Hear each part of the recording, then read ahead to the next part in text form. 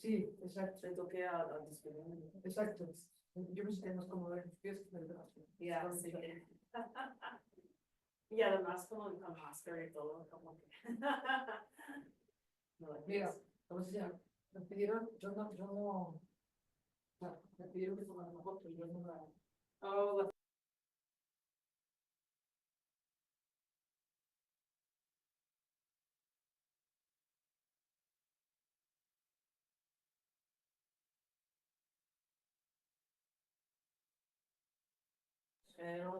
Pero, sí, pues, Comenzamos en 3 minutos. Bienvenidos a los que nos encuentran en Zoom. En un momento iniciamos.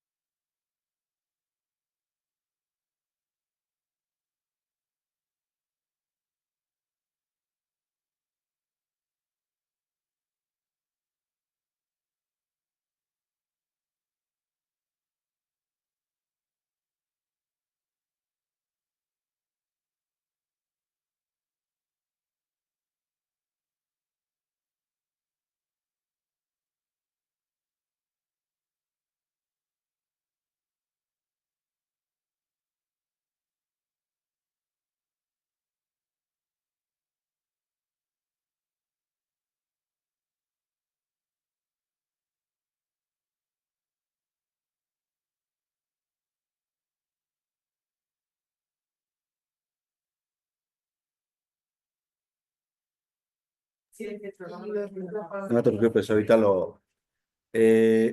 Buenas tardes, buenos días, perdón, a todos. En Zoom, ¿ya me escuchan?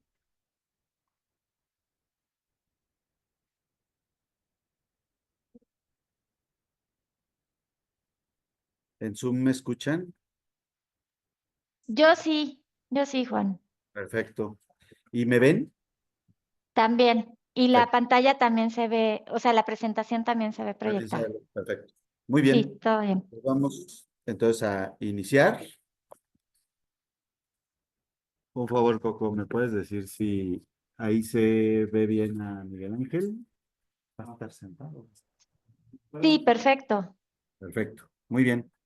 Entonces, vamos a iniciar.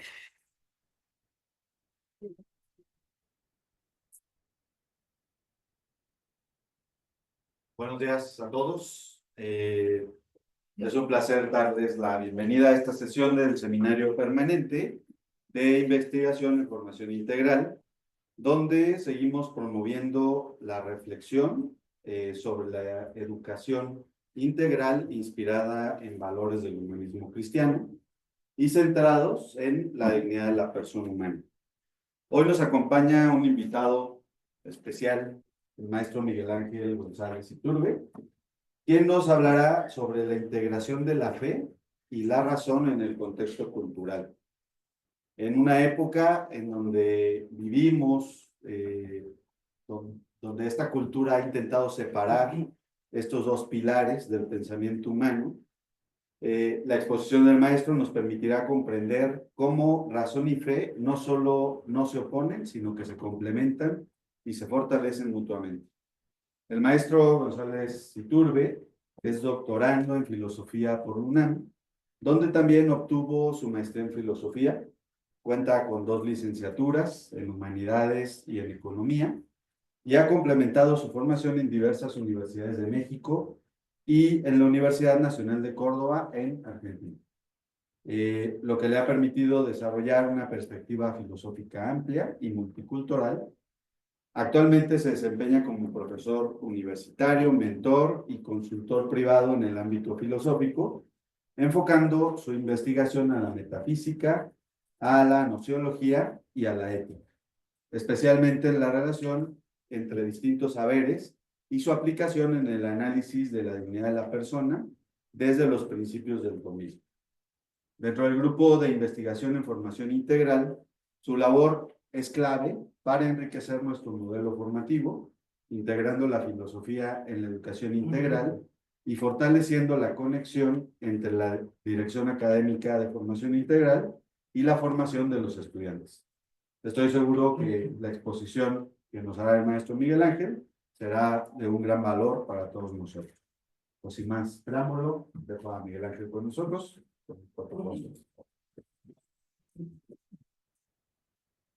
Yo quisiera empezar por agradecer la presentación del doctor Juan Manuel y también la invitación que muy amablemente me hizo para poder realizar esta plática hoy con ustedes. Y bueno, también me encuentro muy feliz y agradecer a quienes nos acompañan presencialmente, a los profesores, las profesoras, mis colegas, y también para quienes nos pueden sintonizar a través de los medios digitales.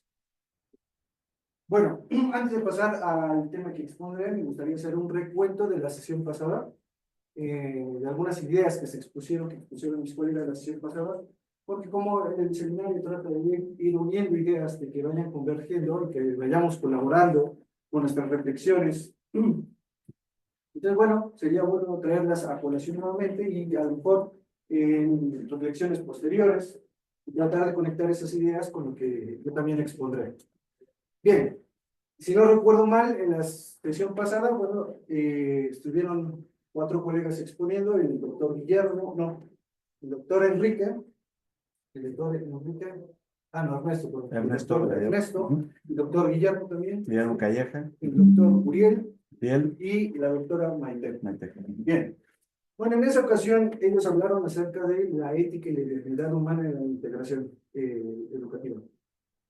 Y bueno, como parte de las reflexiones que se dieron, creo que una de las ideas principales, aunque quizá no la más explícita, fue la de que es importante retomar o fomentar el pensamiento crítico reflexivo en nuestros estudiantes, para que tengan una formación integral.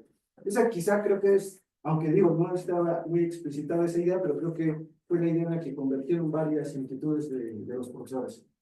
Pero ideas más explícitas fueron que, por ejemplo, el doctor Ernesto trajo a colación, por ejemplo, a Plutarco para hablarnos de que la idea de educación es importante, incluso desde la elección de la pareja. Desde el momento en que elegimos con quién procrear, ya hay una incidencia en cómo vamos a educar, ¿no? Porque con esa pareja vamos a procrear. También nos habló, por ejemplo, que también era importante la elección de los pedagogos, ¿no? De quién iba a educar a nuestros hijos y de la formación de los hábitos intelectuales para la elección del término medio, ¿sí? Para la lectura. Por otra parte, el doctor Uriel, si no recuerdo mal, nos habló de Hegel y de Kant. Con Kant nos trajo la idea de que, bueno, sería bueno fomentar la madurez en el pensamiento de nuestros alumnos, entendida como un tránsito del pensamiento inmaduro al maduro como el atreverse a pensar por uno mismo. Es decir, la madurez intelectual estaría en que yo ya no pienso lo que otros me dicen, sino que me atrevo a pensar por sí mismo, ¿no? Y también, por ejemplo, habló de Hegel, y sobre Hegel dijo que era importante rescatar la idea de que en la universidad se debía de enfrentar a los alumnos con los discursos clásicos, con los problemas clásicos. Y hablar también de que la universidad formaba una segunda naturaleza en el alumno. Hegel veía eso como importante, formar en el alumno una segunda naturaleza para después se pueda enfrentar a la vida pública, a la vida social. Creo que esa era la idea. Con Kant también se defendió la idea de la dignidad humana como el humano digno, porque es un ser que tiene un fin en sí mismo, que no puede ser usado como medio. Después el doctor Guillermo habló del filósofo Byung-Chul Han. Muy bien. Bien, y nos expuso una idea de este filósofo acerca de que vivimos en la sociedad del cansancio, ¿sí? De que hoy en día nuestra sociedad a lo mejor ya no se organiza tanto en la disciplina como antes, pero sigue siendo muy importante la productividad, el tiempo de trabajo, ¿sí? Y que precisamente por eso hemos llegado a una especie de cansancio. Sí, ahora ya no obedecemos a otros, pero ahora nosotros somos nuestros propios empresarios y nos exigimos a nosotros mismos una superproductividad porque deseamos ser exitosos. Y bueno, hablaba el profesor Guillermo de que eso podría haber llevado o podría generar patologías en nuestra sociedad. Creo que en parte es cierto, porque hoy en día vivimos en un ambiente que es un caldo de cultivo para, bueno, que se desarrollen personalidades narcisistas, psicopáticas, trastornos de la personalidad, trastorno límite de la personalidad, apego ansioso, etcétera, ¿no? Y bueno, también ahí el doctor Guillermo rescataba que sería importante para recuperar la dignidad humana, por ejemplo, volver al papel que la filosofía pudiera jugar en la promoción y fomento del ocio, de la reflexión teórica. Finalmente, la doctora Maite habló de que, bueno, hay varios factores que están influyendo hoy en día en la percepción acerca de entre ellos el avance de la tecnología, el cambio de las normas sociales,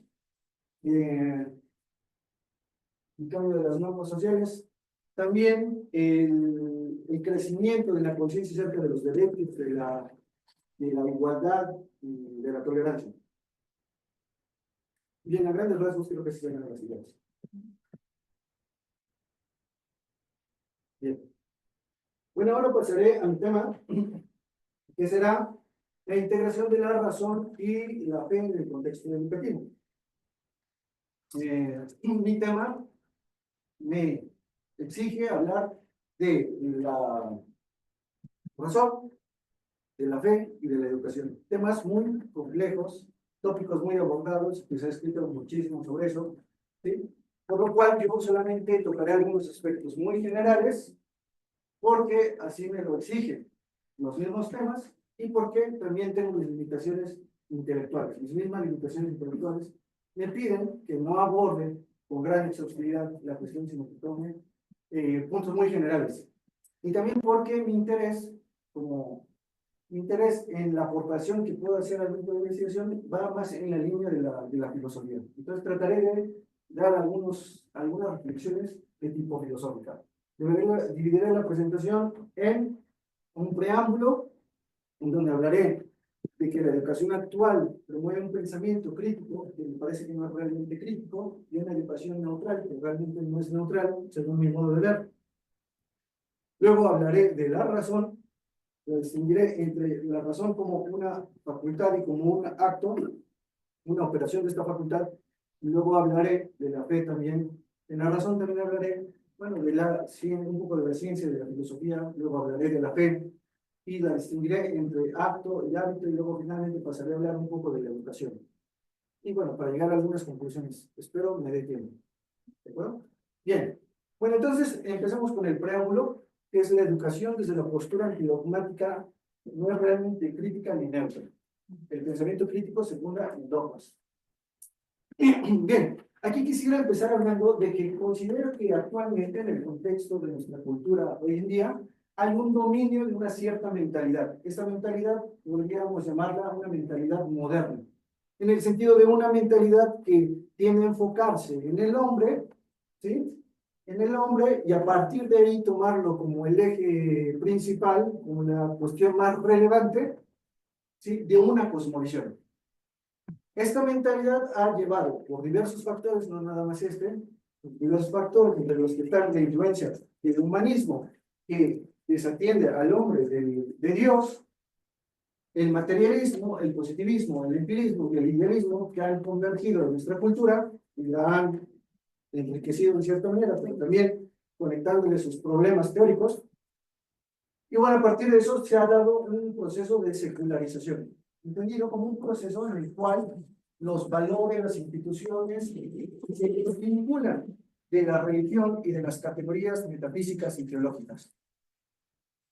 Por esto, esto ha influido en la cultura general, en la mentalidad de los administradores de los bienes públicos, como es la educación pública, y también en los propios docentes.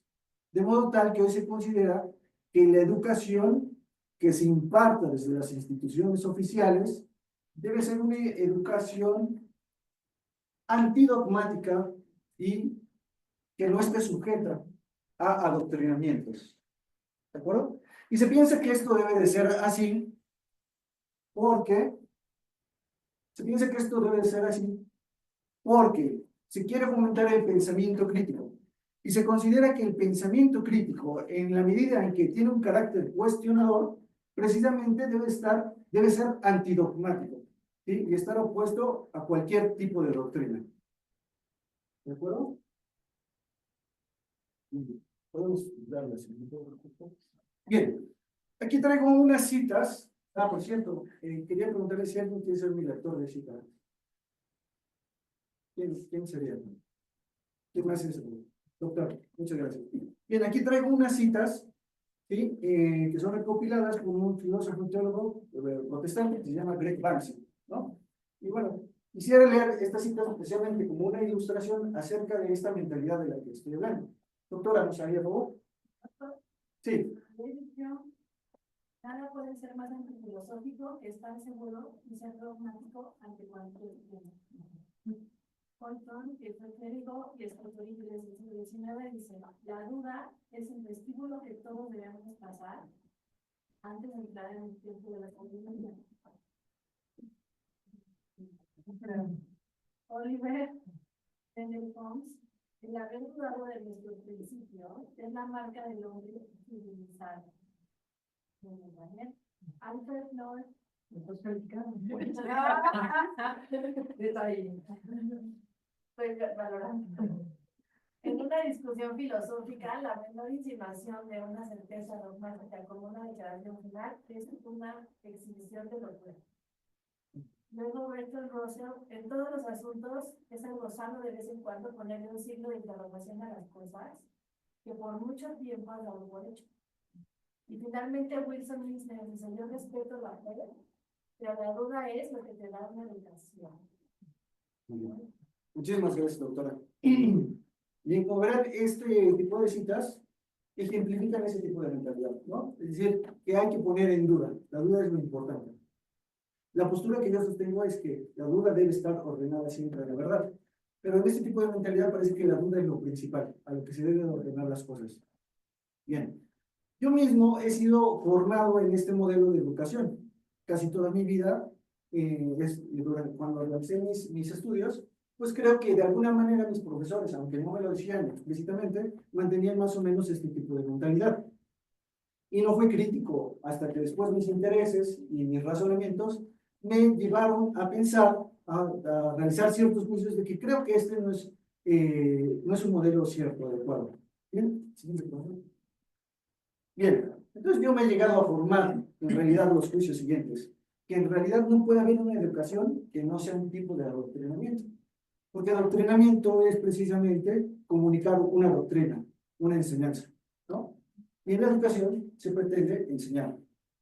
Dos, que la verdadera educación no puede ser sino aquella que tenga la potencialidad para ser parte armoniosa de una perfección integral de la persona. Es decir, que la verdadera educación tiene que ser armoniosa con la educación integral, que busque la perfección de todos los aspectos y dimensiones del ser humano. Tres, que la verdadera educación, en tanto está ordenada a la perfección integral, no debe excluir el tratamiento de los temas concernientes al ámbito de la esfera de lo trascendental. Y cuatro, que el pensamiento crítico, para hacerlo de verdad, ha de estar fundado en el dogma, y no como se nos dice normalmente, que el pensamiento crítico es antidogmático. ¿Bien? Bien, sería para mí un poco difícil tratar de justificar racionalmente estas proposiciones, pero intentaré dar una pista de la justificación racional que podría haber para sostenerlas. Siguiente, ¿no? Bueno, para ir dando esta pista, me gustaría, por ejemplo, también traer a colación una cita de Chesterton. Si nos hace favor, muchas Me gracias. siento orgulloso de mi religión, hasta donde puede estarlo un hombre de una religión. que hunde sus raíces en la humildad. Sobre todo estoy orgulloso de aspectos que con mayor frecuencia se califican de superstición. Me siento orgulloso de estar sujeto a dogmas anticuados y esclavizado por credos muertos, como repiten sin descanso mis amigos periodistas. Porque sé muy bien que los credos heréticos son los que mueren y solo los dogmas razonables viven lo suficiente para que se les llame a la verdad. Muy bien. Esta es una cita de la autobiografía de Chesterton. Y en la página siguiente, a donde está contenida esta cita, dice también lo siguiente. Dice lo siguiente. Bien. Y ya, pues es favor.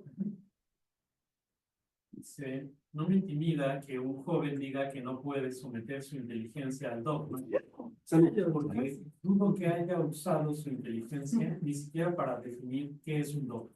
Muy bien. Bueno, traigo a Chesterton aquí a la mesa, porque me parece que Chesterton tiene esta capacidad de dar frases que resultan muy provocativas y sugestivas, y me parece que es capaz de hacer eso en la medida en que se expresa en una simplicidad la verdad y retorna por el sentido común al orden real de las cosas. ¿Sí? Sus frases no resultan geniales porque sean muy originales y sofisticadas, sino que resultan geniales, ¿no? Y provocativas, porque en cierta manera son un poco obvias.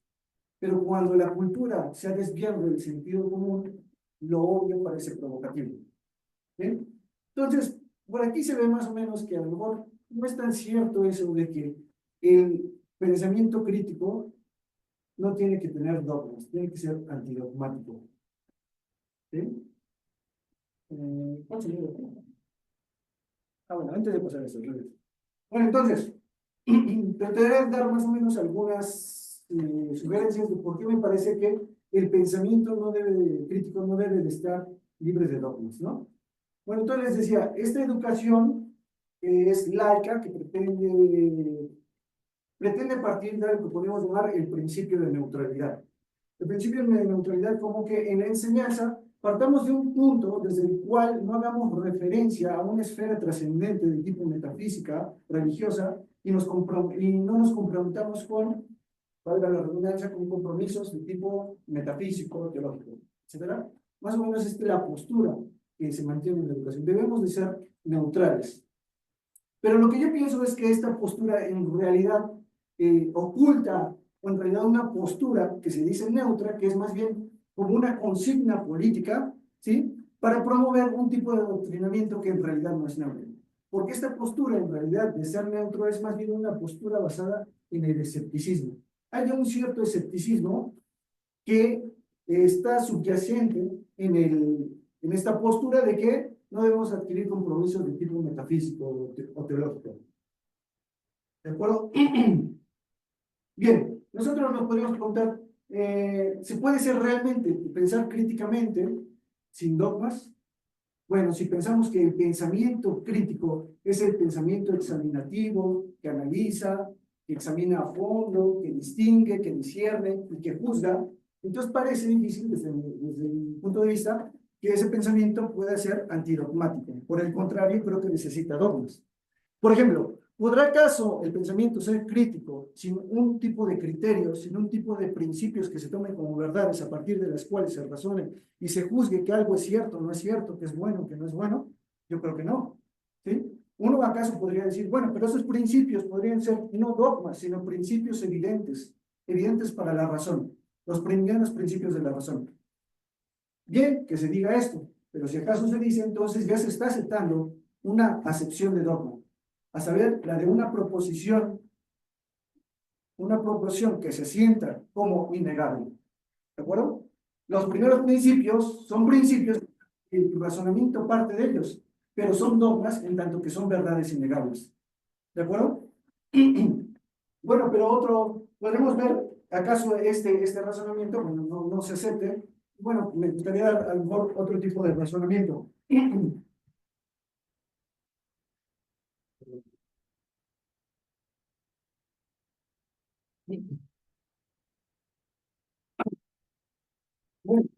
Bueno, hay otra acepción de dogma que es la verdad revelada por Dios, ¿no?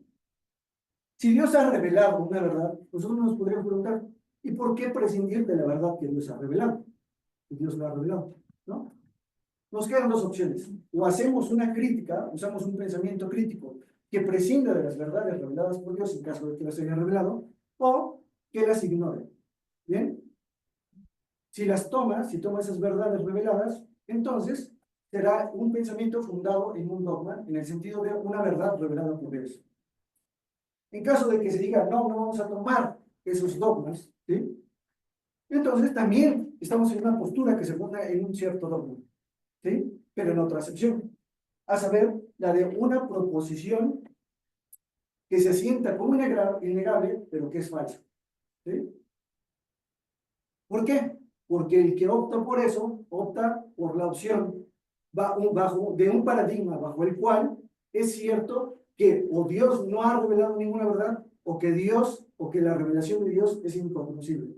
¿De acuerdo? Entonces eso ya es la asunción también de un dogma. Por otra parte, podemos decir, bueno, y se puede hacer un pensamiento crítico que esté al margen de cualquier filosofía, de cualquier ideología, de cualquier ciencia, de cualquier religión. Un pensamiento verdaderamente crítico podrá emanciparse de cualquier esfera de este tipo de pensamiento. Me parece que no. Entonces, si no es así, bien, el pensamiento crítico tendrá que ser dogmático en el sentido de dogma como fundamento de una ciencia, de una religión, de una ideología, etc. ¿De acuerdo? Bien, entonces me parece que esta promoción de la educación neutral, fuera de dogmas y de adoctrinamientos, en realidad no es neutral, es escéptica. Y el escéptico no llega al escepticismo por un razonamiento, no es una conclusión a la que se llegue por razonamiento, puesto que ningún razonamiento correctamente establecido y de premisas verdaderas llega a decir la realidad es incognoscible o no hay orden de la realidad. Bueno, en realidad el escéptico toma su postura escéptica movido por la voluntad. Es en cierta manera una posición voluntarista. El escéptico no quiere reconocer la verdad, porque en realidad sabe que si la reconoce, puede ser juzgado por esa verdad que reconoce. Y no quiere ser juzgado. Me parece que este es en realidad el fondo del escepticismo. Bien. Siguiente, doctor. Por favor, gracias. Bueno, ahora entremos a la cuestión de la razón. El término razón tiene varios sentidos. Unas veces se usa el término razón en el sentido de aquello que da cuenta de, ¿no? Y buscar las razones es buscar aquello que da cuenta de las cosas. En una segunda significación, el término razón se refiere a la facultad humana. A la facultad humana que también podemos llamar entendimiento o inteligencia. ¿Sí? Esta facultad humana que dimana de su propia naturaleza, de la propia alma del ser humano. Y en este sentido, en tanto que dimana de la naturaleza del alma del ser humano, también por eso se le dice al alma humana, cuando se trata de definir, por ejemplo, lo que es un hombre, se dice que es un animal racional, adjudicando precisamente el carácter de racional a la misma naturaleza del ser humano. Bien, entonces tenemos que la razón es aquello que da cuenta, también la razón es la facultad humana, y razón también se le llama a un tipo de operación que realiza esta facultad. El tercer acto de la razón, que puede ser llamado raciocinio o acto de la razón. Acto de razonar. Bien. Entonces decimos, la razón se le llama a la misma facultad del entendimiento, de la inteligencia. Pero más propiamente se le llama al entendimiento e inteligencia cuando intuye, capta, aprende las esencias, lo que son las cosas. Y se le llama razón cuando discurre de un conocimiento a otro a través de juicios que ha establecido, ¿sí? Para sacar consecuencias, conclusiones. ¿De acuerdo? Bien.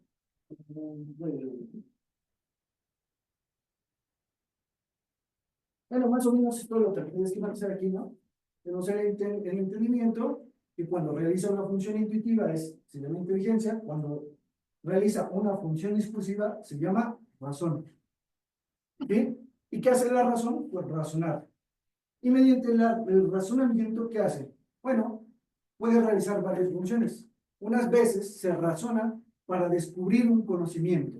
Otras veces se razona para estabilizar un conocimiento y otras para establecer un conocimiento. Ya sea que nos posicionemos en alguna de estas, estamos en el orden del descubrimiento o en el orden de la demostración. Por ejemplo, en el orden del descubrimiento podría razonar: Jesús es Dios, María es madre de Jesús, por lo tanto María es madre de Dios. Descubro una verdad que incluso prima facie podría haberme parecido como contrario a la razón, ¿no? Contrario a lo que podría pensar que una mujer humana podría ser madre de Dios, ¿no? Otras veces se realiza, por ejemplo, un razonamiento para estabilizar un conocimiento. Por ejemplo, nosotros sabemos que los ángulos de un triángulo isósceles, los dos ángulos que están pegados a la base del triángulo, son iguales, ¿bien? Pero podríamos tratar de demostrarlo matemáticamente precisamente para estabilizar ese conocimiento que ya tenemos, ¿sí? Tengo un razonamiento, un argumento, demuestro que es así y estabilizo esa verdad que de por sí ya sabemos, ¿sí? Otras veces se razona para establecer el conocimiento, es decir, para dar el fundamento, el porqué de las cosas, ¿sí? Para ver por qué una verdad es verdad a través de otras verdades que no son más evidentes. El conocimiento, lo que tratamos de hacer es garantizar la certeza sobre el contenido de lo que consideramos verdad, y para establecer el conocimiento, lo que tratamos de hacer es dar el porqué, dar el fundamento. Bien.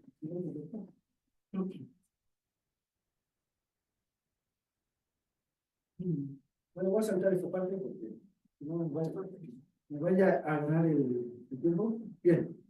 Entonces tenemos que la razón es esta facultad que tiene el ser humano. Pero esta facultad, la razón, hay un estado de la razón que es un estado primigenio, primitivo, al cual en filosofía se le llama sentido común. En el sentido del conjunto de principios primeros que la razón descubre como verdaderos por su autoevidencia. Estos principios primeros de la razón, con los cuales empieza el hombre a captar desde el primer despertar de su razón cuando se enfrenta a la realidad del mundo, son varios, pero bueno, mencionemos algunos. Está el principio de identidad, que nos dice lo que es y lo que no es, no es.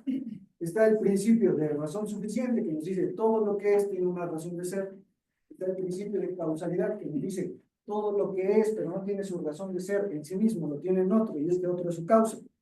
El otro, el principio de contradicción, que nos dice nada puede ser y no ser al mismo tiempo y desde el mismo aspecto, ¿no? Y el principio de inductividad, que nos dice, bueno, siempre que se den las causas en las mismas condiciones que generarán los mismos efectos, o el principio de substancialidad, que nos dice cada cosa es una cosa determinada, con una naturaleza. O el principio de razón práctica, que nos dice, obra el bien y evita el mal. ¿De acuerdo? Bien, entonces, este sentido común, esta razón primigenia, es el logos humano, podemos llamarlo el logos humano, ¿sí? El logos humano, y este logos humano tiene unas ciertas exigencias, ¿sí? Y esas exigencias se ponen en operación, se ponen en acción al entrar el ser humano en contacto con la realidad. Así como el ojo entra en operación cuando encuentra la luz, y el oído entra en operación cuando encuentra el sonido, ¿sí? De la misma manera, la razón empieza a operar cuando se enfrenta a la realidad.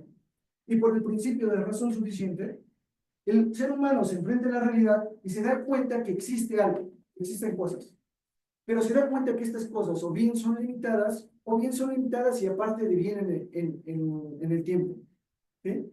Entonces se da cuenta, bueno, si esto es limitado, si este ser es limitado, si el árbol es limitado, si Dios es limitado, si yo devengo en el tiempo, ¿sí? Etcétera, entonces no tengo, esas cosas no tienen su razón de ser en sí mismas, la tienen en otra cosa. Y de ahí que se pregunte por las causas de las cosas. Diga, bueno, si esto no tiene su razón de ser en sí mismo, ¿dónde está la razón de ser de esto? Y entonces ahí es cuando empieza la investigación, ¿no? El ejercicio, la empresa de nacimiento de la ciencia del pensamiento científico y de la filosofía. Este sentido común se desarrolla cuando se aplica a las afecciones de las cosas, a las relaciones de las cosas, a los fenómenos, y entonces construimos la ciencia como un conocimiento demostrativo de por qué los fenómenos son como son, por qué se dan así. Este sentido común que se prolonga la ciencia, cuando es más prolongado, llega a desarrollar un pensamiento de tipo filosófico. Y ya no se queda solamente en los fenómenos de las cosas, sino que busca los fundamentos últimos de las cosas, las causas últimas. Busca la naturaleza de las cosas y busca la explicación de por qué son así. ¿Sí? Y este pensamiento, que es la filosofía, no solamente se queda en la cuestión de los hechos, sino que es capaz de dar cuenta de, o puede darnos juicios de valor en la medida en que nos remite a los fundamentos últimos, al absoluto. Aquello que es incondicionado, que no depende de nada más, pero que todo lo demás depende de eso. También hay otra ciencia, que es la teología, ¿sí? Que es científica, pero se diferencia de las demás en que lo que usa para construirse no todo viene de la razón natural, sino que toma como principios, así como las ciencias tienen axiomas que son evidentes o ciertos postulados, la teología toma como principios los artículos de fe, que considera verdaderos. Y a partir de eso que considera una verdad revelada, entonces empieza el trabajo de razonamiento. Y el trabajo de razonamiento, entonces lo que hace es, mediante la deducción, mediante la inferencia, ir sacando las verdades virtual e implícitamente contenidas en los artículos de fe para explicitarlas. Y entonces sí tener una mayor comprensión de por qué creemos lo que creemos, ¿sí? Y cuáles son nuestros deberes y nuestras relaciones con Dios. ¿Bien?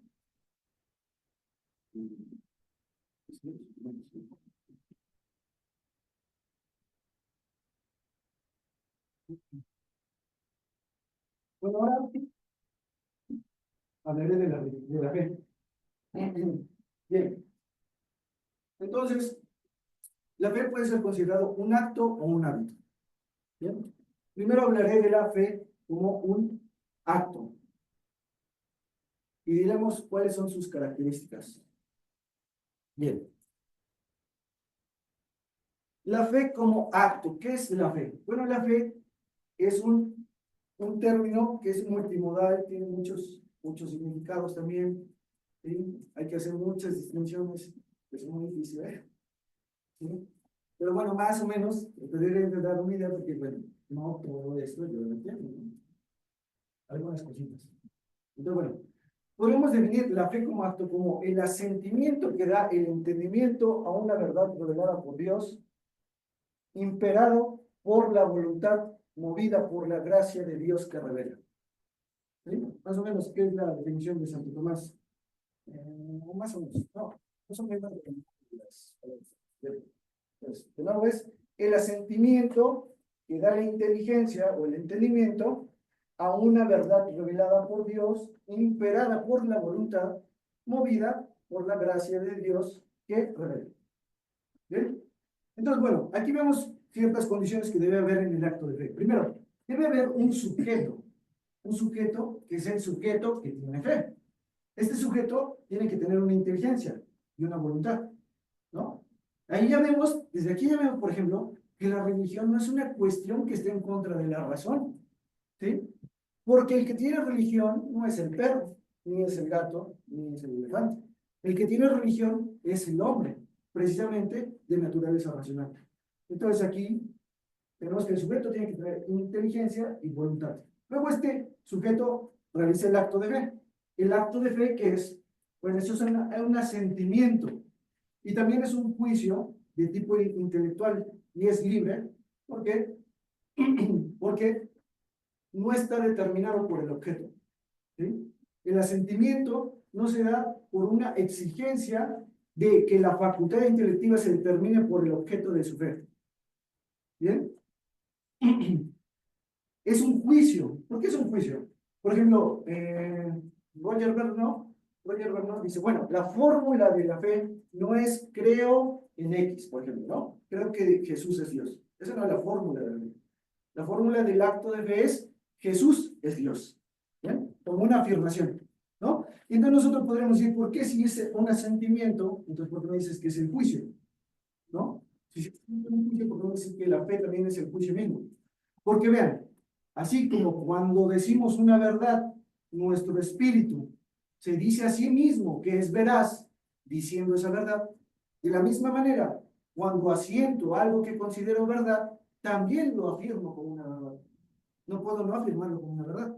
De tal manera que el acto de la fe también es un juicio.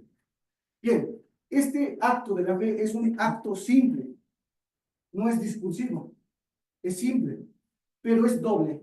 Se da sobre el objeto y se da sobre el testigo, que es una autoridad. Sobre el objeto, tenemos que hay ciertas condiciones que podríamos llamar condiciones de credibilidad. Tiene que cumplir el objeto ciertas condiciones. Por ejemplo, tiene que ser real. No puede ser algo subjetivo, porque entonces ya no habría un acto de fe, ¿no? En realidad, si nosotros decimos que tenemos fe en algo que no es real, entonces en realidad solamente estamos en un acto de creer sobre una posición misma del sujeto. Ese acto no es sobre un objeto, sino sobre una posición misma del sujeto. Luego este objeto es oscuro, inevidente, ¿sí? Porque si fuera evidente, es decir, se presentara con claridad a una facultad cognitiva, trayendo consigo el sentimiento forzoso, entonces, ¿qué necesidad tenemos de creerlo? No debemos ser. Si fuera evidente, lo conocemos, pero no lo tenemos que creer, por fe. Este objeto, entonces, es oscuro. No se puede demostrar, no es demostrable. Es incomprensible, no contradictorio. Claro, nadie puede creer en algo que considere contradictorio, ¿no? No tiene que ser imposible ni absurdo. ¿De acuerdo? Si cumple estas condiciones, entonces el objeto está en condiciones de credibilidad. Se puede creer, ¿no? Entonces, bueno, pero ¿por qué lo creeríamos? ¿Por qué creeríamos en algo que no podemos ver que es verdadero, que es oscuro, no demostrable, etcétera, ¿no? Estoy hablando aquí de, en realidad, de la fe divina. ¿Sí? Porque también hay una fe humana. Si hablamos de la fe humana, tenemos que quitar esto de no demostrable. ¿Sí? Es decir, nosotros tenemos una fe, a veces confiamos en lo que otros dicen, ¿sí? En nuestros profesores, en lo que nos dice la ciencia, las autoridades, etcétera, ¿sí? Confiamos, pero ahí la fe no es en el sentido pleno y propio de la palabra, ¿sí? Bueno, entonces, por ejemplo, Joseph Pieper se pregunta, bueno, ¿y por qué creeríamos en algo que es así, no? O sea, eso parecería ir en contra de la dignidad humana, ¿no? Terminar confiando en algo que no conocemos, que no es demostrable. Bueno, el motivo para creer en ese objeto, que en la fe divina es Dios, ¿sí? Es Dios como primera verdad, de la cual dependen todas las de verdades, es por el testigo o el testimonio. ¿Quién da el testimonio? Dios mismo, ¿sí? Dios mismo da el testimonio. Y en tanto que Dios tiene ciertas cualidades de que no puede engañar ni puede engañarnos, ¿sí? Por ser absolutamente perfecto, por ser la verdad en sí misma, es digno de confianza y con autoridad. ¿De acuerdo? Pero este acto de fe, que es también una virtud teologal, no se da, no damos ese acto de fe por nuestras propias fuerzas. ¿Sí? Tiene que haber una libertad, una disposición libre del sujeto para darla, pero es sobrenatural y por tanto los verdaderos motivos están en Dios, en la autoridad de Dios. ¿Sí? Por eso el verdadero motivo del acto de fe es la percepción natural de la autoridad de Dios, mediante la gracia, mediante la infusión de la fe. ¿Bien? El siguiente, doctor.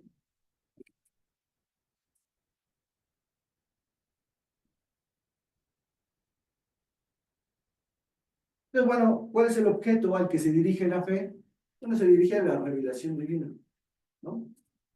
¿Y qué aspecto de esta revelación atiende? Bueno, atiende la verdad primera sobrenatural, Dios. ¿Sí? ¿Y por qué medios, luz o facultades accede a este aspecto de la revelación divina? Por la autoridad de Dios sobrenaturalmente percibida. ¿De acuerdo? Bien, ahora pasemos a hablar de la fe como hábito. Ya hablamos de la fe como acto, ¿bien? Pero la fe también puede ser un hábito, es decir, una posición constante del alma a realizar este tipo de acto. Y bueno, para hablar aquí de la fe como hábito, traje a colación a C.S. Lewis esta cita. Doctor, ¿usted nos haría por favor de leerla? La fe es el arte de aferrarse a las cosas que vuestra razón ha aceptado una vez, a pesar de vuestros cambios de ánimo, ya que el ánimo cambiará, os diga lo que os diga vuestra razón.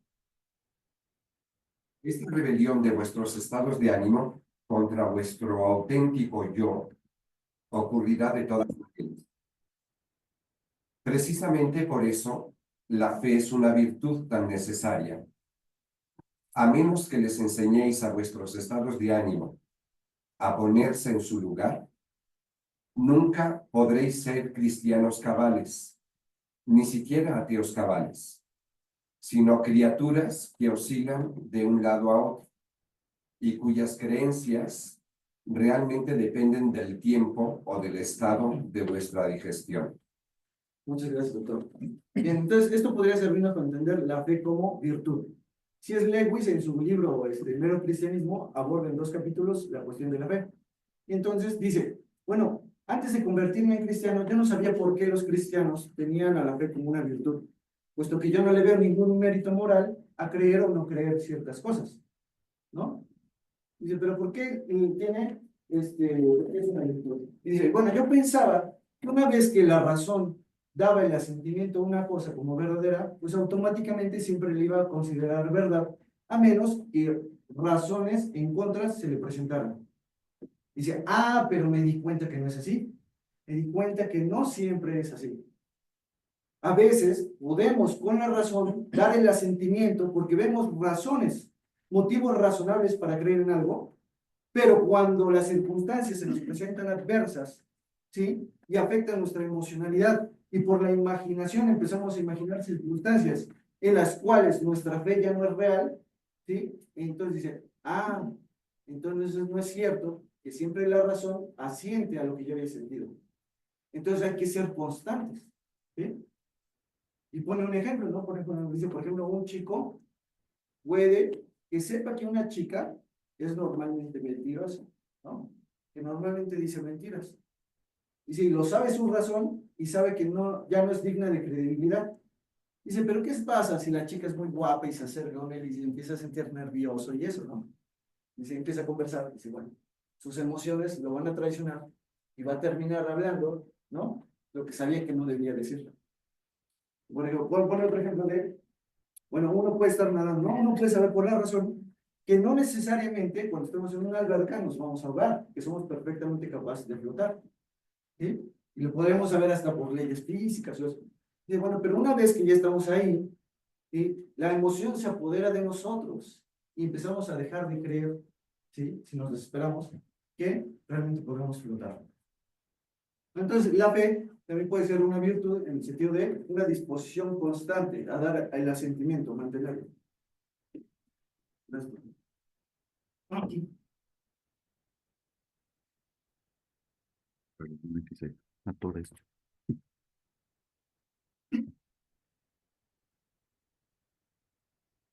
Bueno, realmente la educación. La educación, bueno.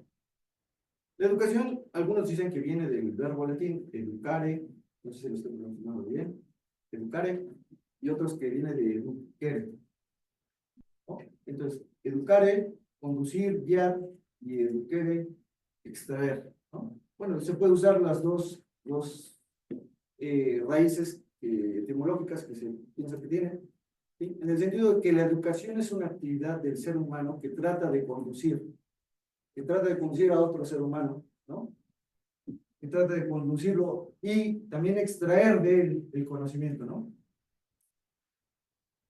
Santo Tomás dice más bien que la educación, y no está opuesto a lo que estoy diciendo, que la educación es la formación y promoción de la prole al estado perfecto del hombre en cuanto a hombre. Y esto es el estado de virtud. Entonces, la educación es conducir una actividad que se ejerce sobre un ser humano para irlo guiando.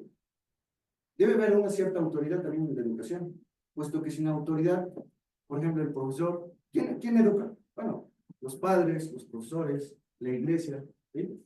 Sin esta autoridad, muchas veces el que educa, el que enseña, no puede apartar los obstáculos del aprendizaje. ¿Bien? Entonces, bueno,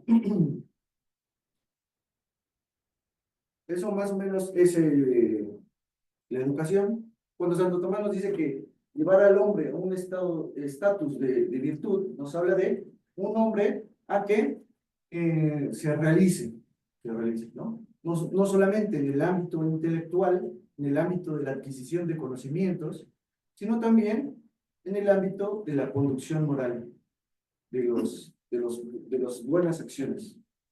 Bien, ¿sí? Bueno, aquí les traigo ahora dos frases de Jacques Maritain, que también se ocupó de la educación. Ahora, ¿quién nos ayuda? Gracias, por favor. Nada es más importante para cada uno de nosotros y nada es más difícil que llegar a ser un hombre. De esta manera, la tarea principal de la educación consiste ante todo en guiar el desarrollo dinámico por el cual cada uno se forma a sí mismo para ser un hombre. En primer lugar, educación se refiere a cualquier proceso por medio del cual el hombre es formado y conducido a su plenitud. Educación en sentido amplio. También se refiere al trabajo de formación que los adultos ejercen sobre la juventud. Y por último, en el sentido más estricto, a la tarea especial de las escuelas y las universidades. Exactamente. Bueno, entonces la educación implica un trabajo de toda la vida, ¿no? En el cual participan varios agentes. Y veamos, por ejemplo, cuáles son las causas de la educación. Gracias. Bueno, la educación, desde el análisis filosófico, podemos decir, bueno, tiene varias causas que convergen en la educación. Tiene una causa eficiente última, que es Dios. ¿Sí? Una causa formal, que es el conocimiento, lo que se va a informar al estudiante, al alumno. ¿Sí? Las virtudes, los hábitos intelectuales, el hábito científico. Tiene una causa instrumental, que es el profesor. Veamos que aquí entonces el peso de la educación en realidad no está como tal en mayor grado en el profesor ni en los padres, porque el profesor y los padres solamente son causa instrumental. La educación depende en cierta manera más de la causa eficiente que es el propio estudiante. Es decir, el propio estudiante que saque desde sí el conocimiento. Pero para sacarlo de sí, también tiene que haber un acto que actualice su potencia de conocer, que es precisamente el profesor. Y es que el conocimiento en realidad no se puede transmitir ni transferir.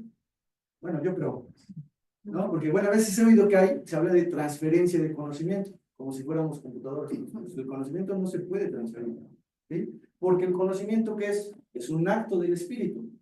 Yo no puedo hacer que tu espíritu se ponga en acto, ¿sí? Y vislumbre algo. Lo único que puedo hacer es excitar, digamos, los sentidos, el razonamiento, para que en ti mismo, por tu propia potencia, haga surgir el conocimiento, se despierte en ti. Y es que el hombre ya tiene, y uno podría decir, ¿y por qué el estudiante puede hacer eso? Bueno, porque el hombre ya tiene, todo hombre tiene el sentido común, tiene la potencialidad para conocer, en tanto que tiene los primeros principios de la razón. Y esos principios de la razón, y tiene la luz de la razón, ¿no? Que en Santo Tomás sería la luz del entendimiento agente, y en Rosmini sería la idea del ser madre de todos los conceptos, ¿sí? Y mediante eso, nosotros podemos ir, mediante la exposición de ciertos temas, ir haciendo el conocimiento. ¿Y cuál es la causa final de la educación? Bueno, es la perfección, es la virtud. Y la causa ejemplar, bueno, yo creo que es Dios primeramente, pero a través de Dios participado el maestro, que debe de poner ejemplo, ¿sí? Muchas veces el ejemplo es más importante que las palabras. Entonces, debe de poner el ejemplo de una buena conducción, un comportamiento ético, profesional, etc. ¿Sí? Pero finalmente, Dios es la causa eficiente última. ¿Por qué? Porque es Dios el que dio el logos al hombre, el que depositó la luz de la razón en el ser humano. Bien, fíjense, me gustaría mencionar algo que se me pasó en la cuestión de la fe, ¿sí? Que es la filosofía moderna tiende a rechazar los actos de fe. Y fíjense que un filósofo que se llama Manuel García Morente, español, que hizo una conferencia que se llama Análisis ontológico del acto de fe, me parece. ¿Bien? Entonces se pregunta, ¿por qué el pensamiento moderno, porque la filosofía moderna rechaza la fe religiosa, la fe divina. Dice, si no rechaza la fe humana, es decir, no rechaza que podamos creer en otros seres humanos, en sus autoridades, entonces, ¿por qué rechaza la fe divina? ¿Sí? Y en su análisis dice, bueno, ¿qué se necesita para que haya fe? Se necesitan tres condiciones. Se necesita que haya Dios, ¿sí? Segundo, que Dios haya revelado, y tercero, que la revelación sea un dogma. ¿Sí? Lo que Dios revela tiene que ser una verdad esencial e inmutable. No tiene que ser una opinión, porque si no, ¿de qué nos serviría? ¿No? Que Dios revelara opiniones. Entonces, Dios revela verdades inmutables y por eso son dogmáticas. Entonces, dice, bueno, si destruimos cualquiera de estas condiciones, se destruye el acto de fe. Y veamos, análisis, dice, bueno, el ateísmo destruye a Dios. Por lo tanto, en el ateísmo no puede haber acto de fe. El deísmo, dice, no destruye a Dios, pero destruye la revelación, en tanto que considera que Dios simplemente creó las cosas y las puso a andar, pero ya no intervino, ya no hay providencia. Dice, el protestantismo también destruye la fe. ¿Por qué? Porque el protestantismo destruye el dogma. ¿Y por qué destruye el dogma? Porque bajo el principio del libre examen, hace que cada cual pueda ser intérprete de las escrituras, y por eso mismo, entonces, cada quien llega a su parecer, a una opinión distinta de lo que la palabra es. La palabra escrita. Dice, bueno, todas estas posturas destruyen el acto de fe, pero en realidad, lo que está a fondo en cada una de estas es otra cosa. ¿Y qué es lo que está a fondo en cada una de estas cosas? Dice, bueno, lo que está de fondo es que el pensamiento moderno piensa que ni Dios ni la revelación son demostrables.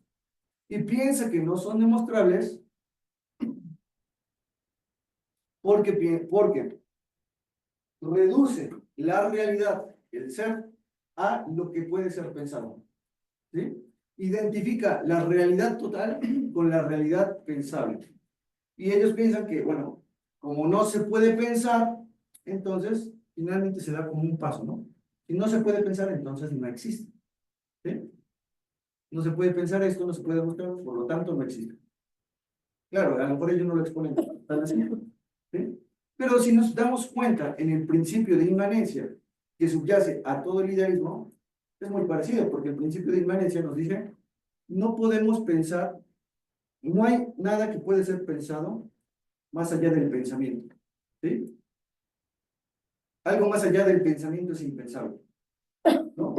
Entonces vemos que este idealismo, precisamente, en tanto que dice que no se puede pensar nada más allá del pensamiento, asume una posición gratuita, una petición de principio, según Roger Bernard, porque precisamente es lo que debería de demostrar, pero no lo demuestra, sino que lo asume. Y lo asume porque le parece evidente. Le parece evidente que nadie puede pensar más allá del pensamiento. ¿Sí? Pero en esto subyace un error. El error es de pensar que el pensamiento es el objeto del pensamiento, cuando en realidad el pensamiento solamente es el medio. El medio. Pensamos y el pensamiento es el medio para conocer la realidad, no es el objeto pensado. Entonces vemos, fíjense, bueno, aquí ya les quería dar otra cosa que a lo mejor, una sugerencia. ¿Sí? Vemos que la actitud que rechaza que puede haber actos de fe divinos o dogmáticos es la misma actitud, la misma mentalidad que subyace a la idea de la educación como una formación neutra, ¿sí? No comprometida con ninguna cosmovisión particular. ¿Y por qué? Podemos decir por qué. Y es que yo creo que en el fondo, el idealismo que plantea este principio de inmanencia, ¿sí? Por el cual el hombre no es capaz de conocer las cosas en sí mismas, sino solamente como le aparecen, ¿sí? Ese pensamiento tiene sus orígenes y fuentes, como lo ha demostrado un filósofo francés que se llama Regis Jolivet, un filósofo tomista, hunde sus raíces y sus fuentes en el empirismo. ¿Sí? En el empirismo. Porque el empirismo nos dice, nada más puedo conocer, y es válido, el conocimiento que se da a través de la experiencia sensible externa, del cual, de esa experiencia, debo de tomar los conocimientos y verificarlos. ¿De acuerdo? Pero cuando nosotros asumimos esta posición, entonces resulta que lo que llamamos sustancia o esencia de las cosas no es cognoscible. Porque por la experiencia empírica no puedo conocer las cosas como cosas, sino solo como fenómenos perceptivos. ¿Sí? Entonces, cuando asumo esa posición, llego a la idea de que en realidad las cosas no tienen esencia, no son sustancias. Que más o menos fue la idea a la que llegó David Hume, de que no hay realmente sustancias y se puede hablar de un yo. Entonces, si las cosas no tienen esencia, ¿qué es lo que le da su unidad a las cosas? ¿Sí? Ahí viene el paso al idealismo. Si yo veo una cosa como cosa, pero la percepción no me permite decir que es una cosa, que es una unidad, sino solamente se me presenta como un fenómeno de átomos y cosas, de impresiones yuxtapuestas, ¿qué es lo que le da la unidad? Entonces viene el idealismo y dice, la unidad se la da el sujeto. ¿Sí? No es que la botella tenga una unidad, es que yo la conozco y la determino como objeto de conocimiento dándole la unidad. ¿Sí? Ya ahí que el idealismo después pasa a ser dependiente, la ontología de las cosas, ¿sí? El ser de las cosas, dependiente del pensamiento.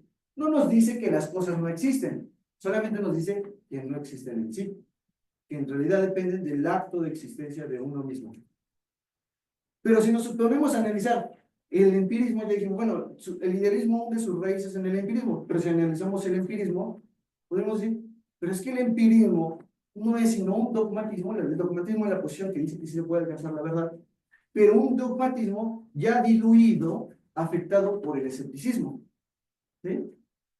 En el fondo de todo esto está la posición escéptica.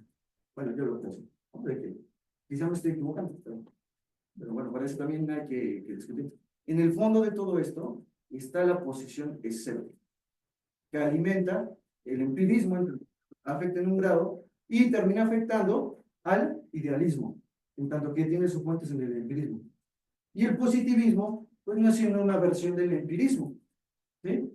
Y luego usa también en el positivismo lógico, usa los instrumentales de la lógica simbólica y eso, pero sigue siendo un empirismo. Bien, siguiente.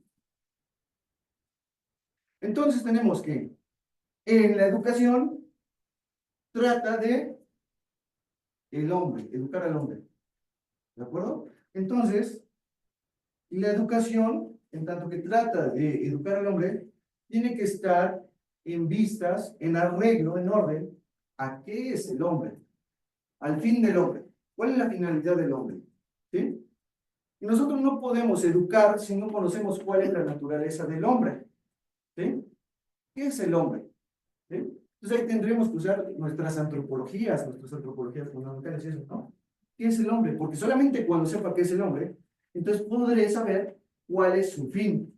De modo tal que la educación presupone una idea del hombre y por lo tanto presupone una antropología.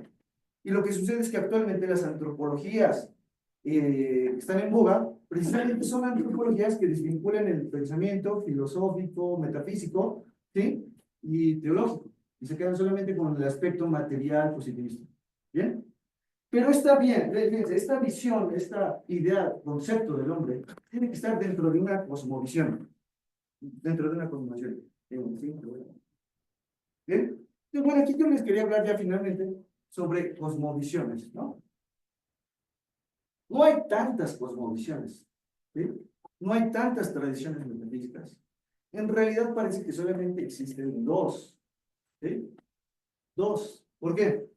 Porque hay unas cosmovisiones que toman que de lo absoluto emana los seres relativos, ¿sí?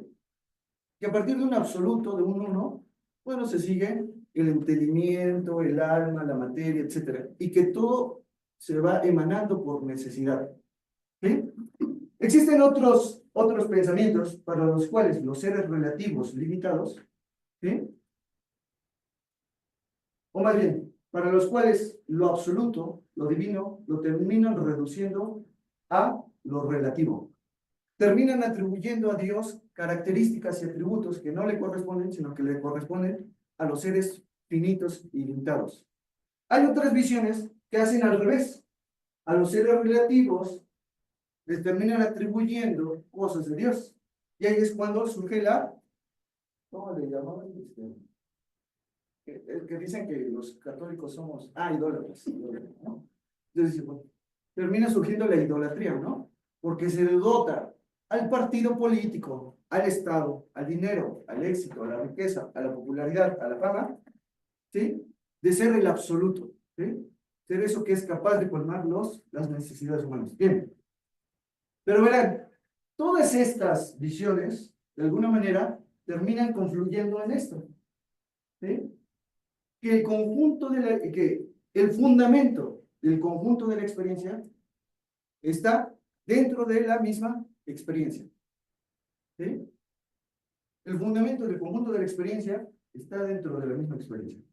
Y por lo tanto terminan igualando a Dios y a las criaturas, ¿sí? Cayendo en una especie de panteísmo, etc. ¿Por qué? Porque vean, se nos dice, bueno, lo absoluto emana los seres relativos, pero lo emana por necesidad, ¿sí? Pero si lo emana por necesidad, entonces eso ya no es un acto libre. Y si ya no es un acto libre, entonces resulta que lo absoluto, el uno, ya no es absolutamente perfecto, ¿sí? Por lo tanto, tiene una imperfección, no tiene la perfección de la libertad, ¿sí? De manera tal que las cosmovisiones, en una cosmovisión general, termina igualando los seres relativos con el absoluto y termina diciendo que el absoluto está en un devenir constante. Es una posición. Y luego está, por otro lado, una visión totalmente diferente, que es la visión católica, que es la visión tomista del realismo clásico, ¿sí? Que nos dice, lo absoluto es totalmente un ser distinto de los seres relativos, ¿sí? Y pone en existencia a los seres relativos que hasta antes de que lo decidiera libremente, no existían. Por lo tanto, aquí hay una distinción plena entre lo absoluto y los seres relativos, entre los seres finitos y el ser infinito, entre las criaturas y el creador. Por lo tanto, aquí el fundamento está fuera del conjunto de la experiencia, ¿sí? En algunos de estos modelos, quizá a lo mejor habría más, pero creo que son los básicos, podríamos enmarcar entonces la visión del hombre que se tiene. Y la visión del hombre que se tiene dependerá, en cierta manera, de la epistemología y la metafísica que se tengan. Como vemos también, por ejemplo, en nuestras materias de ser universitario. Si nosotros tenemos una posición escéptica, llegaremos a una visión del hombre en la que el hombre es un puro constructo social de relaciones históricas y eso, pero que no tiene ninguna naturaleza, ¿sí? Si nosotros asumimos una postura racionalista, llegaremos mediante Descartes a la separación de la mente y del cuerpo y diremos que el hombre es un compuesto de dos cosas, de espíritu y de cuerpo. No un compuesto, sino dos cosas diferentes, ¿sí? ¿De acuerdo? Si aceptamos el realismo filosófico que dice que el hombre sí puede conocer la realidad tal cual ella es, no solamente en un ámbito empírico, sensitivo, sino a nivel intelectivo, entonces llegaremos a la idea de que el hombre, a través de la inteligencia, del logos, de la razón, es capaz de descubrir las esencias de las cosas. Y así se da cuenta que el hombre no nada más es materia, sino que para explicar lo que el hombre es, lo que el hombre puede operar, hacer, ¿sí? Para explicar su voluntad, el amor, etcétera, ¿sí? Debemos de aceptar que el hombre tiene un alma y que esa alma le da una naturaleza determinada. Por tanto, vemos que en realidad todo está en confluencia, las visiones antropológicas y las cosmovisiones, las tradiciones metafísicas. Lo que deberíamos, pienso, de hacer como profesores es formando al alumno para que tenga una cosmovisión, una antropología que sea coherente, ¿sí? A veces podría tener una antropología, pero una determinada cosmovisión, etc. Algo que sea coherente. Bien, muchas gracias.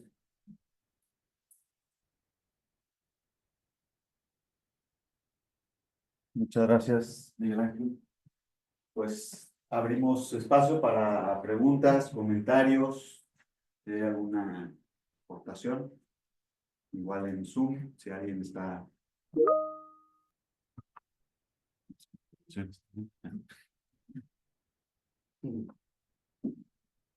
Sí, doctor.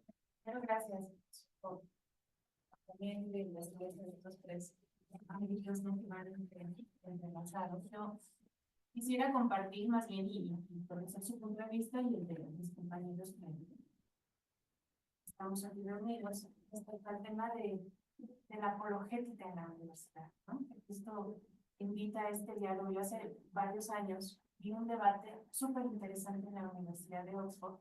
Y creo que además tienen una tradición de debate de este estilo que yo vi el videito y me encantó y pensaba, ¿por qué no hacemos algo así en la universidad? ¿No? Entonces, un par de apologetas cristianos, no católicos, cristianos, de otra rama, y 2 o 3 científicos, pero todos de un alto nivel.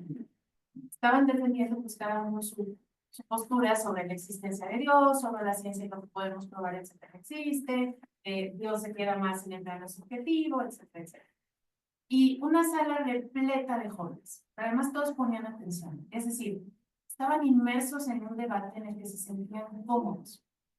Deja de ser el tema de la existencia de Dios, a veces una especie de tabú del que a lo mejor no queremos hablar porque mi compañerito va a decir que Dios, ¿no?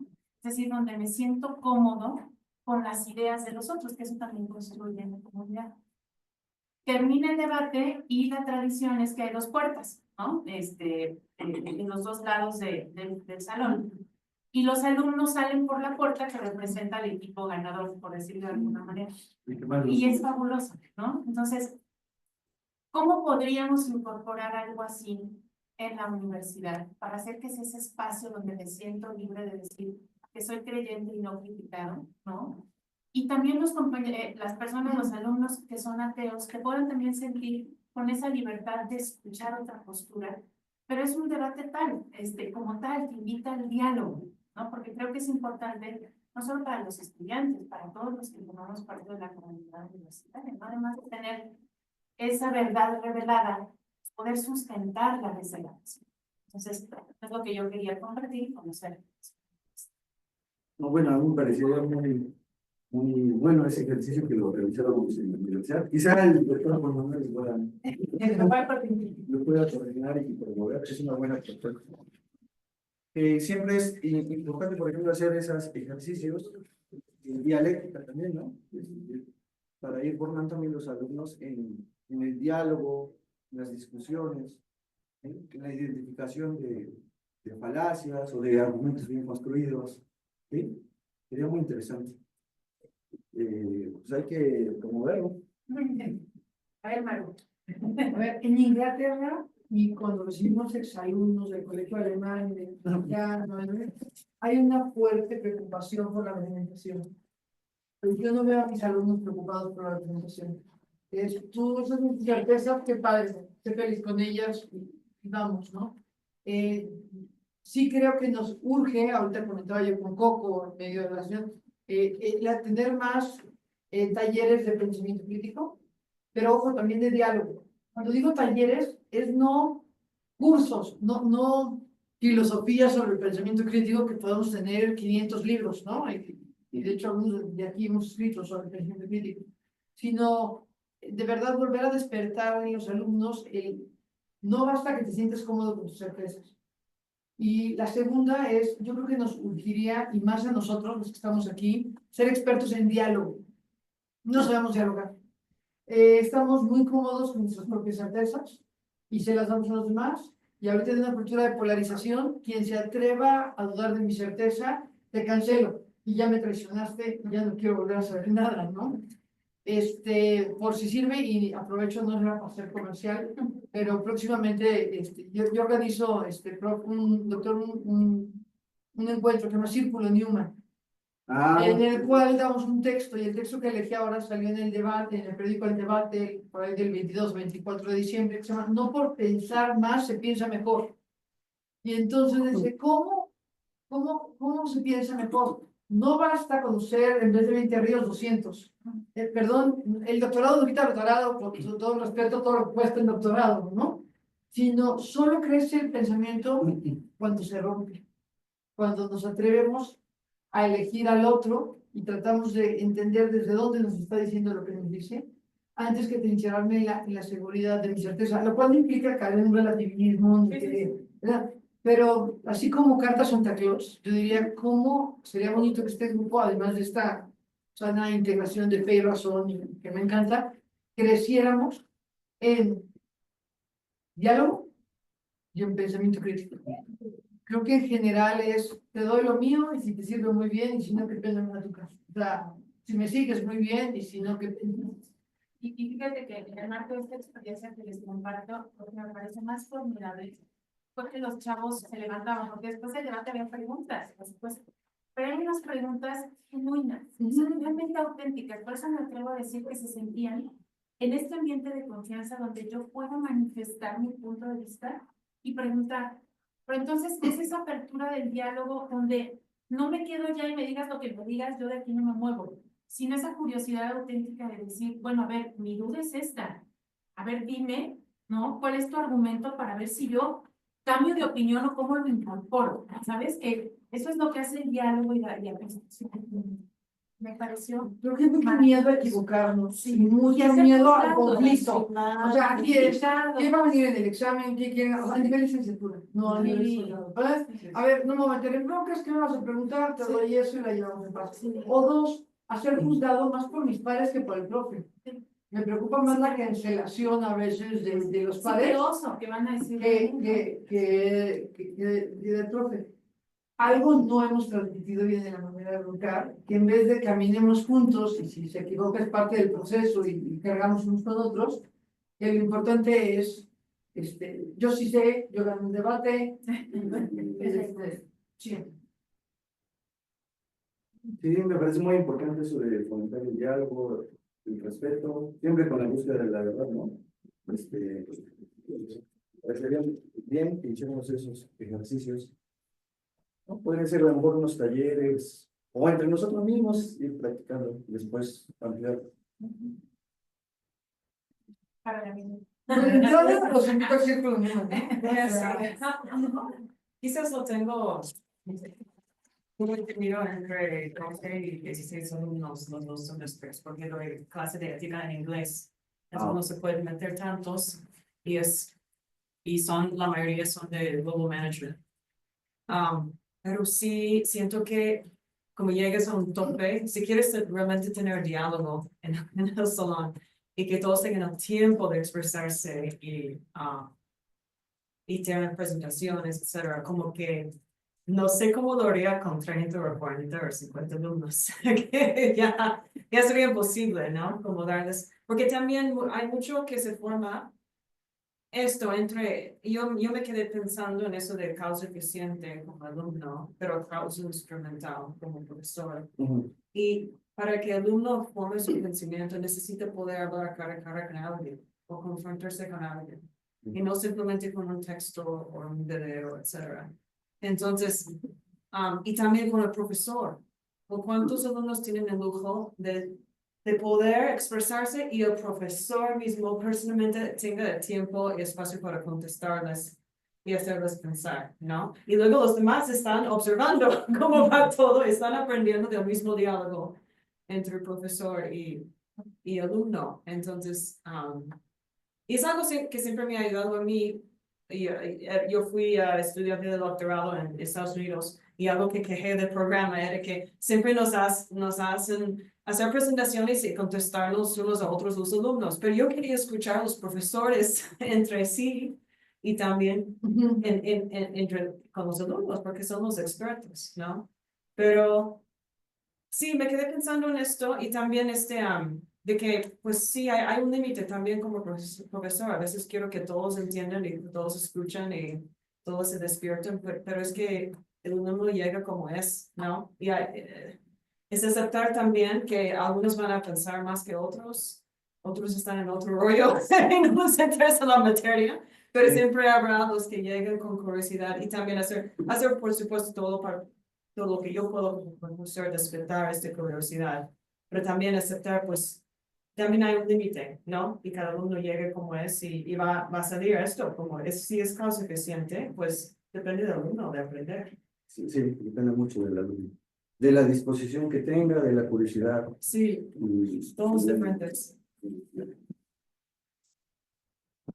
Muy bien, pues muchas gracias, Miguel Ángel, por la conferencia. Quería aprovechar este espacio.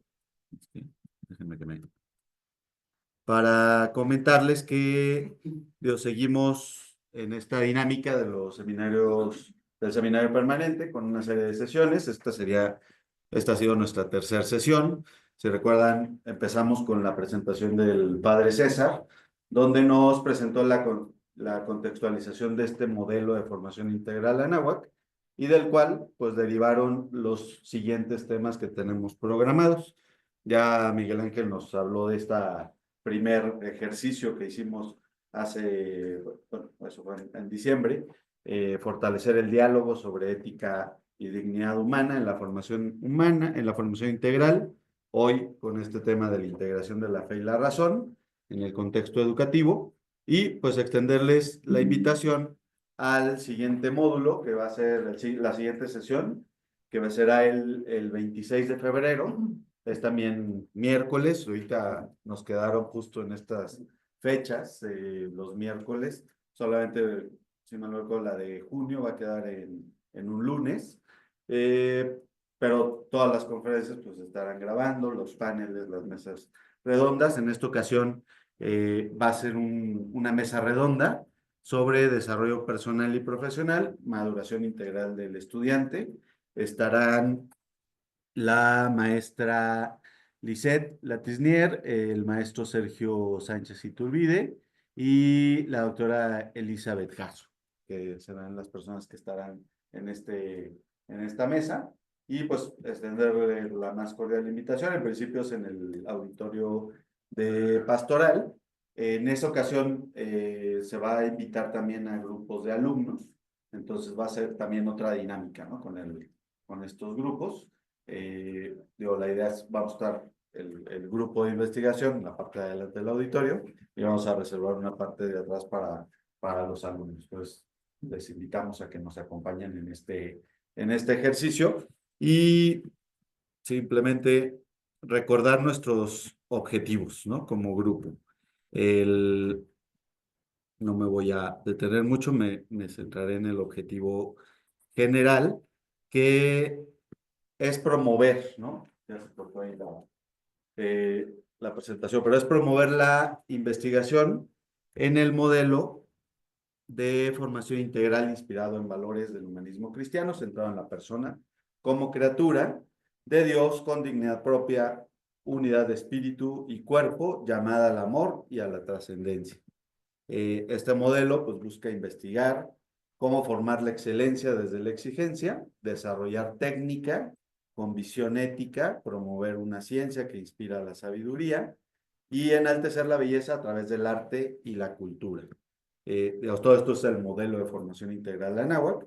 Este modelo busca investigar cómo formar para la excelencia desde esta exigencia. Perdón, me repetí esta. Sí, perdón. La investigación debe enfocarse en la incorporación consciente de todas estas facultades, dimensiones, relaciones del estudiante con el currículo universitario, evitando reduccionismos y garantizando un proceso de maduración y formación integral. Entonces, estos elementos nos llevan a eso. Esto finalmente es una acción de la universidad en la que implementamos actividades, planes, programas curriculares que involucren a todas las facultades, dimensiones, relaciones del estudiante de manera adecuada e integradora, apoyando al desarrollo personal y social a través de una educación de calidad basada en la búsqueda de la verdad, el rigor académico, la honestidad intelectual y la investigación científica. Y como saben, pues el grupo al final lo debemos concretar en productos también de investigación, que son finalmente desde estos ejercicios de seminarios, pero también en ir acuñando documentos, ¿no? Artículos. Ahorita de las primeras 2 sesiones que se tuvieron, ya el grupo, por ejemplo, de la sesión 2 está trabajando un artículo en el que la idea es mandarlo a una publicación científica, en una revista académica, y de cada ponencia, aquí le pedimos al maestro Miguel Ángel que de esta ponencia nos ayude pues, a ir conformando ese artículo, que puede ser para efectos de difusión, o podemos mandar a alguna revista, pero esa es la idea, ¿no? Que del grupo empiecen a brotar este tipo de productos, con la finalidad pues, de seguirlo extendiendo.